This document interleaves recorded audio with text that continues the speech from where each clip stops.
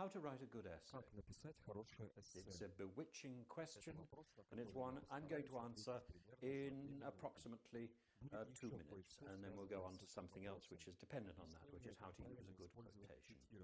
An essay is about a presentation of not only your ideas, but also the ideas that you've acquired which prove that you understand the subject. When we're thinking about the essay, we're particularly thinking about these brief essays which we write in examinations, which are going to last, 3/4 of an hour. But the same principles will also work by extension, simply by expanding what here we're going to refer to as paragraphs. So an essay is made up of a series of units, let's say 5 units.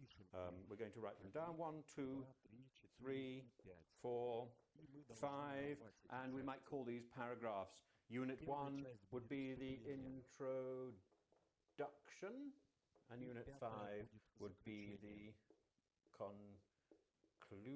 conclusion. Units 2 and 3, paragraphs 2 and 3, are those paragraphs where you are going to demonstrate to the reader that you know what you're talking about. These paragraphs need to establish that everything is balanced. So, for example, in an argumentative essay, maybe paragraph 2 would be the reasons for the preposition, and paragraph 3 would be the reasons against the proposition. But there's a certain leeway here. Maybe paragraph 2 would be your main reasons for and your main reasons against, and paragraph 3 would be your subsidiary reasons for and against. Now, there is only one way to write an essay, and that is to plan it. And the plan, the important bit of the plan, is not necessarily about everything that is in the essay. I've seen some plans where people have written so much, they might just well have written the essay anyway. The plan is about what you don't say, about what you're not going to say at the beginning. The plan is about getting your main ideas, your best ideas on paper, and then saving them for the crunch. Paragraph 4. Paragraph 4 is where you establish very clearly that maybe some of the points in paragraph 2 or 3 are not points you agree with.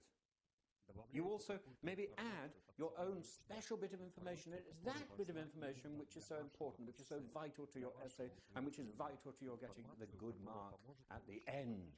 Paragraph 4, the crunch, is probably going to be your longest paragraph. It's going to be the paragraph where you back up your facts with good quotations. It's going to be the paragraph where you present your argument in a clever, logical, ordered way. Now, a point about length here, just very quickly. Paragraphs 1 and paragraphs 5 are probably going to be quite brief. Paragraph 1, you establish how you intend to answer the question. Paragraph 5 follows naturally from the crunch. Paragraph 5 is exactly what it says on the bottle. It is the conclusion of all this discussion. If you want to start in paragraph 5 making a new discussion, if you want to start a new idea, you might as well write a new essay.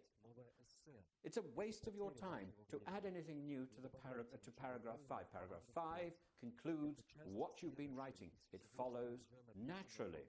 Paragraph 4 is your argumentative paragraph. Paragraph 4 is what you've been waiting for. Now look, it's exactly like the situation where you get into an argument with one of your friends, or indeed maybe not one of your friends. You want to say, there's no point in going onto the offensive right at the beginning and battering somebody. No, ridiculous, childish, silly. You listen very politely to what somebody else has got to say. Oh yes, I understand. And you reason with them how clever your points are, how wise is your position. But paragraph 4, 1, 2, 3 reasons why your position is wrong, and bang! You've flawed them, you've destroyed them, you've established your own point of view very calmly and very brilliantly by conceding that they also had a point of view too, but that it was wrong. Now, as an addition to this talk, here we've got our 5-paragraph system for the essay. We've also got to consider how we defend and how we back up points, and we do this with the quotation. Now, the quotation is something which has been routinely misused in the past. Today, we are told that we must not plagiarize. This would have been a nonsensical concept to a first century Greek or a first century Roman. They routinely adopted somebody else's name to give credibility to their writings. This is something that we're not allowed to do. We're also supposed to attribute our quotations.